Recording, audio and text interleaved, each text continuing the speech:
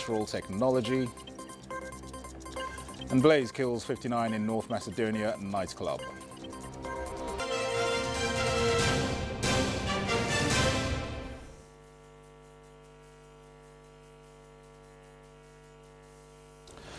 Information and National Orientation Minister Mohammed Idris has clarified that there is no religious persecution in any part of Nigeria, as been speculated in some quarters.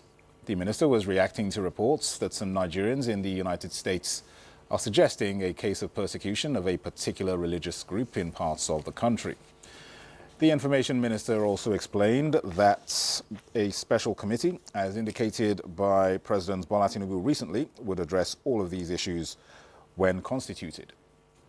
I'm not aware, as we speak, that a particular religion or a particular ethnic group is being targeted for elimination or for violence by the other. I think that that mischaracterization is very worrisome, and government feels that there is the need for us to come together, Muslims, Christians, all the leaders to come together to address this permanently. But let me put it out there that indeed Mr. President has been working to ensure that there is security for everyone. Of course, we are not yet there. It's not yet El Dorado. It's not as if this has been totally, the insecurity situation in the country has been totally taken care of. But we know that with the kind of effort we are making in the last 2 years, it has drastically reduced. Nigeria is a country of God, where we all believe in God, Christians, Muslims. We cannot allow one particular religion to suffer as a result of the belief of the other one. Your freedom, everybody is granted his freedom, but of course your freedom will end where the other person's own begin. This is the message of Mr. President. The committee will be put in place. It's still work in progress. Everyone will participate to ensure that we have a peaceful Nigeria. But we want to say that there is nothing like religious persecution in this country. It is non-existent. We don't want it to exist in anybody's mind. More of this will come up on our weekly program, Executive Recap, highlighting activities within the presidency. The program airs Sundays at 10:30 p.m. on the network service. Now, the Trump administration is contemplating implementing travel restrictions for citizens from several dozen countries as part of a new ban. A memo identifies 41 countries categorized into 3 distinct groups that would be impacted. The first group consists of 10 countries, including Afghanistan, Iran, Syria, Cuba, and North Korea, which would face complete suspension of visas. In the second group, 5 countries, Eritrea, Haiti, Laos, Myanmar, and South Sudan, would experience partial visa suspensions affecting tourist and student visas, as well as certain immigrant visas, although some exceptions would apply. On January 20th, Trump signed an executive order mandating enhanced security vetting for foreigners seeking entry into the U.S. to identify potential national security threats. The European Union has donated 46 million euros to support Nigeria's social protection system. The donation was made at the launch of the Sustainable Social Protection System in Nigeria Programme, designed to strengthen the National Social Protection Register and enhance the country's ability to respond to shocks. The programme, conceived by the Federal Ministry of Budget and Economic Planning and the European Union, will be implemented in 4 pilot states, namely Abia, Benue, Oyo, and Sokoto. It will run for 3 years and focus on improving the National Social Protection System's responsiveness to shocks at both federal and state levels. UNICEF, in collaboration with the International Labour Organization, will implement the program through the Ministries of Humanitarian Affairs and Poverty Alleviation, as well as Labour and Employment. In the meantime, the African Development Bank, KFDB, and the International Institute of Tropical Agriculture, IITA, have reaffirmed their commitment to transforming Africa's agricultural landscape. This comes after the signing of a €5 million grants agreements in Abuja to support the continuation of Phase 2 of the Technologies for African Agricultural Transformation Programme. Musa Baba Aliu has details. This marked the launch of the second phase of the Technologies for African Agricultural Transformation TAT program, overseen by the International Institute of Tropical Agriculture. Both organizations will provide a grant of €5 million to enhance agricultural technologies, increase food production, and foster economic growth on the continent. This additional financing of the TAT program that we are signing today is building on phase 1, which the African Development Bank funded with $40 million, and phase 2 with $27 million to scale up agricultural innovations, strengthen food security, and enhance climate resilience across the continent. TAT Phase 2 aims to accelerate the delivery of improved crop varieties, mechanization, digital advisory services, and sustainable farming practices to smallholder farmers. The TAT program is assisting smallholder farmers in boosting their productivity and income while reducing Africa's dependence on food imports. Through TAT, we have already witnessed the impact science-driven solutions in enhancing productivity, improving livelihoods, and strengthening food systems. Since its inception, the TAT program has made significant strides in promoting the adoption of high-yielding and climate-resilient crop varieties, along with improved agronomic practices benefiting millions of smallholder farmers across Africa. Musa Baba Aliyu, NTA News. Niger Republic has turned to Nigeria for help after being hit by a fuel shortage. The West African country reached out to Nigeria despite months of diplomatic tensions and hostile rhetoric. A delegation of senior officers of the military junta traveled down to Abuja to meet federal government representatives. At the end of the deliberation, 300 trucks of petrol were reportedly approved for delivery to the country. A senior government official aware of the development said Nigeria approved the deal with the hope of using it as a strategic bargaining tool in ongoing negotiations with Niger.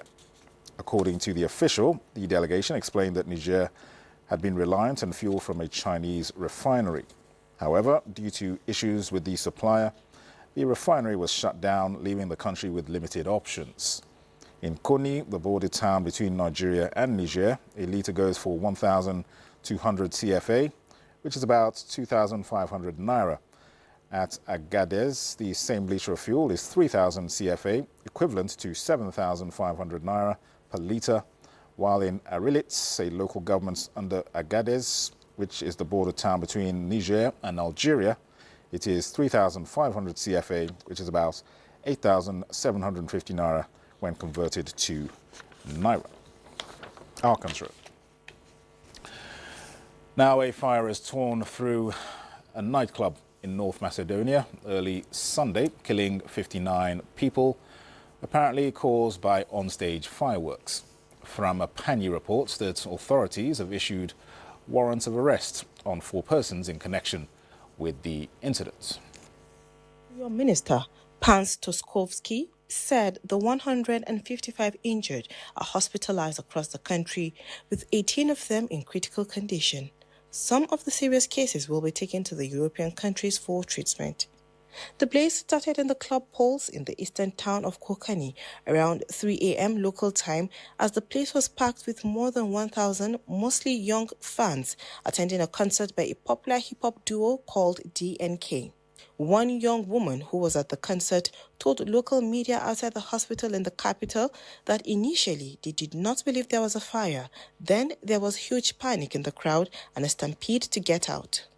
The fire was probably caused by the use of pyrotechnic devices used for light effects at the concert, says the Interior Minister, who visited the scene with Prime Minister Ristijan Mikoski. The Interior Ministry announced that arrest warrants had been issued to 4 persons in relation to the tragedy and a criminal investigation opened. Toskovsky said, according to the information they have, there are 59 persons deceased, of which 35 have been identified. Out of those identified, 31 persons are from Kokani and 4 from Steep. Preparations are on to transport those seriously injured in the fire to Kokani to top hospitals in several European countries, the head of North Macedonia's crisis center said. Head of the Kokani hospital told the media that the patients being treated at the hospital were aged between 14 and 25. Meanwhile, Pope Francis sent prayers to the victims and survivors, wishing the families of the dead, mostly young people, the expression of deep condolence, signifying spiritual closeness to the wounded. The Vatican said in a message addressed to the Bishop of Skopje. Frama Pani, NTA News. Pope Francis acknowledged on Sunday being fragile and facing a period of trial. He thanked well-wishers for prayers in a message from hospital, where he has been receiving treatments for pneumonia. The 88-year-old Pope, hospitalized since February 14, sent a particularly personal message to the faithful, published by the Vatican, as he once again missed delivering the traditional Angelus prayer in person. The Pope wrote, and I quote, "I am sharing these thoughts with you while I am facing a period of trial, and I join with so many brothers and sisters who are sick, fragile at this time like me." End of quote. Our bodies are weak, but even like this, nothing can prevent us from loving, praying, giving ourselves, being there for each other in faith, shining signs of hope, he added. Sunday was the 5th time the Pope's condition had prevented him from personally giving the Angelus prayer, which he usually delivers to the crowd gathered in St. Peter's Square after Mass. Last week, the Vatican signaled the Argentine pontiff was out of danger after a series of breathing crises earlier into his hospitalization, which had sparked fears for his life. On Saturday, the Vatican said Francis's condition continued to be stable and showing progress, as it has for the past week, but cautioned he still needed therapies to be administered within the hospital. Pope Francis is being cared for on the 10th floor of the hospital, home to a special papal suite, including the chapel. Frama Pani, NTA News.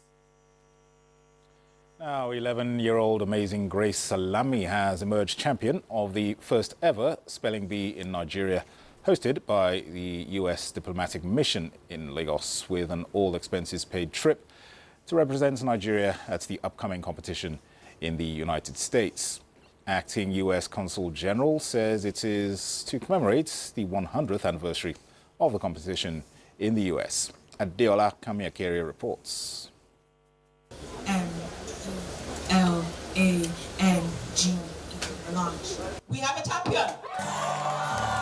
Nigeria's brightest young spellers demonstrating academic excellence at the prestigious competition, promoting literacy, linguistics prowess, and love of the English language, as history was made when Amazing Grace Salami became the first ever national champion of Spain. Only by working together can we develop the peace and prosperity of Nigeria and the United States, and getting youth involved and active and is wanting to do better is one way to make that happen. Convener of the Spelling Bee in Nigeria, Spain, Eugenia Tache Menson, said the children, who were between the ages of 8 and 13, numbering over 200 from 15 schools across the country, were taken through rigorous and novel learning experience, navigating a preparatory phase. The criteria is not discriminatory. The criteria is that you must have access to the internet because it's an online-based program, and you must have a number of teachers dedicated to teaching, to wanting to support the learning process for the children. So the overall winner, the first and second runner-up, are also going to be trained in Nigerian culture and music. A total of 64 children made it to the grand finale, going through 7 elimination phases to get the final winner of the maiden edition of the Spelling Bee in Nigeria. It was too much preparation because I did not go to school the whole of this week. And so I was at home learning more words. I could not play at all. There was a lot of sacrifice made on her part, on the family's part. And I feel really proud of myself right now. Shout out to my grandpa. During summer holiday, he was drilling me so much. And it really paid off because I'm literally going to be on news. She is just a very curious child. So I'm not surprised that she got this far. The Spelling Bee Nigeria final coincides with the 100th anniversary of the script National Spelling Bee in the United States. Nigeria is the second country in Africa to participate in scripts. The Spin Nigeria champion gets an all-expense-paid trip. In Lagos, Adeola Komiakere, NTA News. And President Bola Tinubu congratulates Dr. Fenel Sakwe on winning the Cyber Personality of the Year award at the 2025 Cybersecurity Awards in the UK.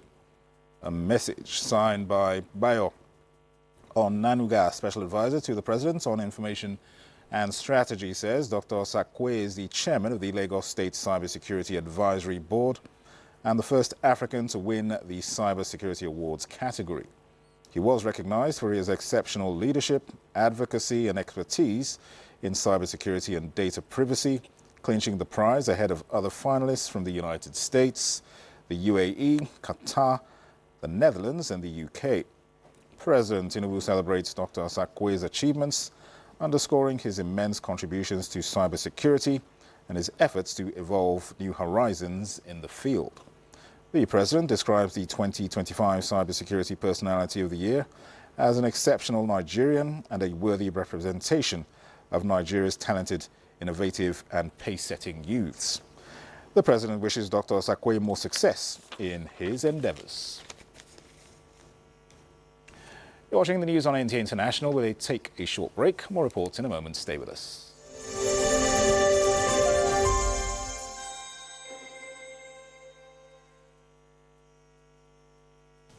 I am Oluremi Tinubu, the global and national Stop TB champion.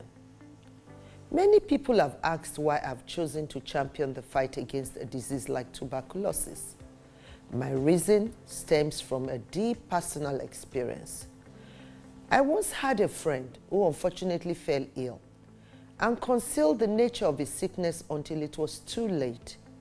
Eventually, after he passed, we discovered he had tuberculosis.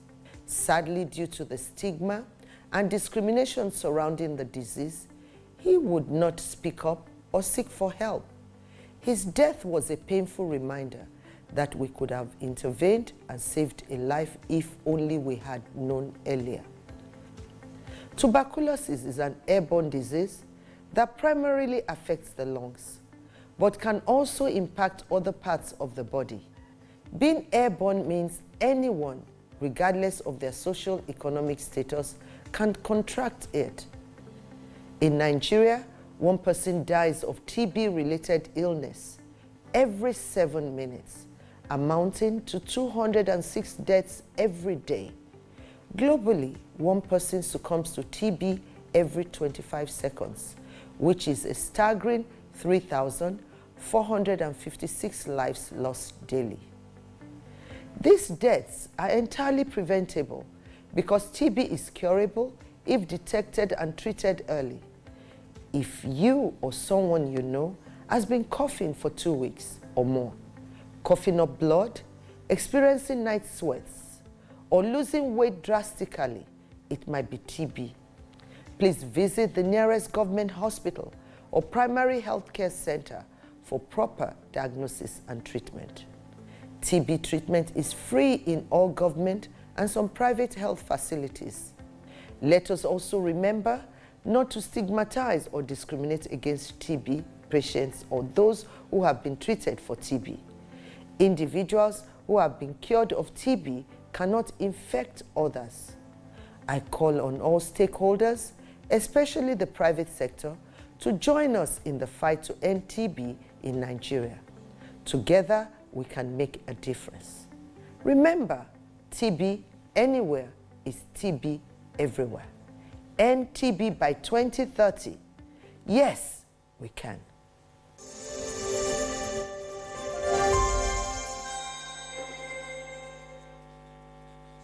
You're welcome back. Nigeria's First Lady Oluremi Tinubu has bagged the 2024 Woman of the Year award. The award was conferred on her by the independent newspapers in Lagos. State House correspondent Adeni Taiwo reports.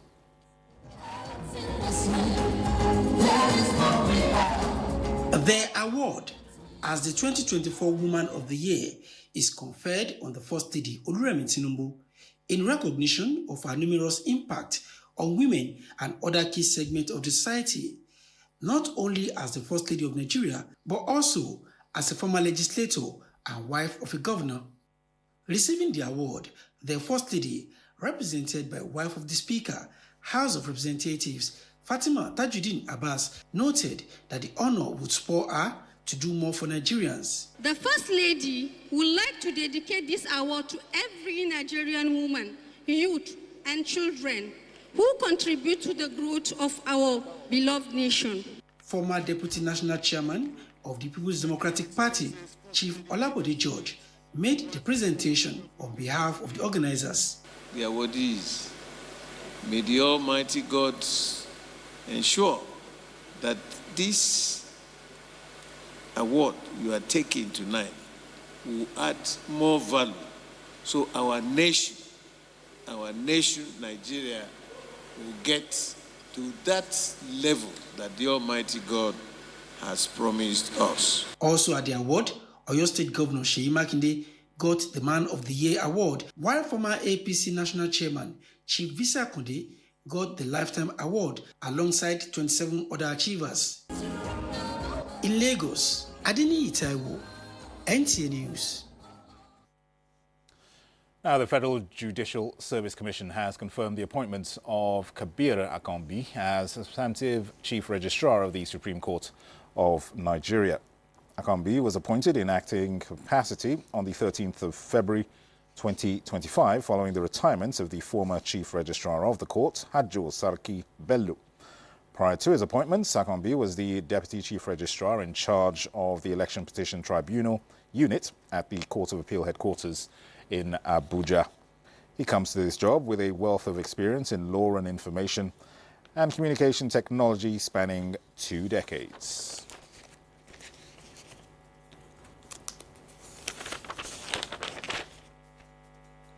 Now, desperate bids by some drug traffickers to move illicit substances concealed in prayer beads, board games and female clothes to the United States, the Middle East and Europe have been thwarted by operatives of the National Drug Law Enforcement Agency, NDLEA. Salwa Khalil Ibrahim reports on this and the advocacy on the war against drug abuse at the Premier Academy in Abuja. The consignment include cocaine, tramadol, loud, molly, among others. At least 2 suspects behind some of the aborted missions at the Murtala Mohammed International Airport, Lagos, have already been arrested. Other shipment of 230 kilograms of cocaine concealed in prayer beads, soles of locally made shoes, and packs of board games heading to the Saudi Arabia, Poland, and United Arab Emirates were equally intercepted. In Abia State, NDLEA operatives raided Intiga community where a 34-year-old suspect, aka Young Money, was arrested with 274 grams of heroin, 141 grams of methamphetamine, 2.931 kilograms of cannabis sativa, 4 grams of cocaine, and more than 753,000 naira monetary exhibit. Meanwhile, the West African Action Network on Small Arms has taken the war against drug abuse advocacy to Premier Academy, Abuja, where students were urged to shun substance abuse and be worthy ambassadors of their family and community. I learned a lot about the new kinds of drugs, different kinds of drugs, and how they can affect people, how to prevent it, and how to advise people that are drug addicts and how to take care of them. Drug is a menace at the moment, worldwide. And in order for us to curb it, we have to start from our children, so that we have a peaceful society and a lawful society. When there is no drugs in the society, there will be total elimination of gun violence, there will be total peace in the country, and there will be no issue of advocating against illegal proliferation of small arms and light weapons. And Nigeria can be better for it. In Abuja, Salwa Khalil Ibrahim, NTA News. The story is trending in the sporting world. Let's join Oche Ngbede on Sports Updates. Nigeria's para-badminton sensation Eniola Bolaji has again solidified her dominance in the game by winning a second medal in 2 weeks. This time, the Paralympics bronze medalist triumphed over Turkish Alimet Yadish 2-0 in 21-7, 21-10 in the women's final at the Spanish Para-Badminton International in Toledo, Spain. My expectation now is to go to more tournaments to qualify for the World Championship, and this is going to involve more funding and support from the Commission and the Federation. And I want to thank them for being there for me always. And for the private sector too, they should please come and support me. Recall that Eniola Bolaji won a gold medal also at the 2025 Spanish Para-Badminton International Tour in Victoria last week. Ahead of Nigerian hosting of the 2025 UFAC African Karate Championship scheduled for July 21st to 27th in Abuja, Vice President of the World Karate Federation, Bechir Sherif, has inspected facilities of the Moshood Abiola National Stadium venue for the championship. Led by the President, Nigerian Karate Federation, Silas Agara, and other board members, the team inspected the velodrome in Package A and other designated venues in Package B, with a view to ensure that the facilities are up to standard to stage the event. The African Championship will be here in this stadium now. They're arrange everything to be more clean and more, but I hope that it will be ready and before. And I'm quite hopeful and I'm quite sure that with the leadership of the executive committee members of the Nigerian Karate Federation, we will live up to expectation of the African leadership and the world leadership. The world will see what Nigeria can showcase. And finally, South African Football Association SAFA President Danny Jordan has congratulated Nigerian Flamingos on their impressive victory over South Africa in the Under-17 Women's World Cup qualifiers. The Flamingos dominated a two-leg tie, securing a 5-1 aggregate win in the second qualifying round. Despite the setback, Jordan offered words of encouragement to the South African team, commending their dedication and looking ahead to the future. With Sports Update, Oche Ngbedi, NTA News. And Sports Updates concludes the news on NTA International at this time. Thanks for being a part of it. I am Dennis Adigunloye.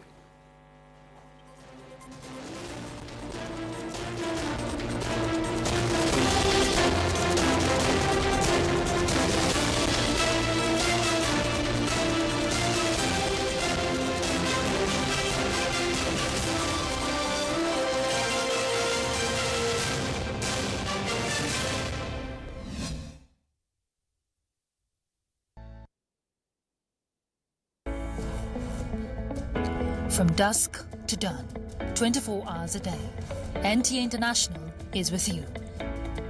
In your living room, office, and everywhere, anywhere. We provide the company you desire in terms of balanced and up-to-date news, programs, and the best of entertainment.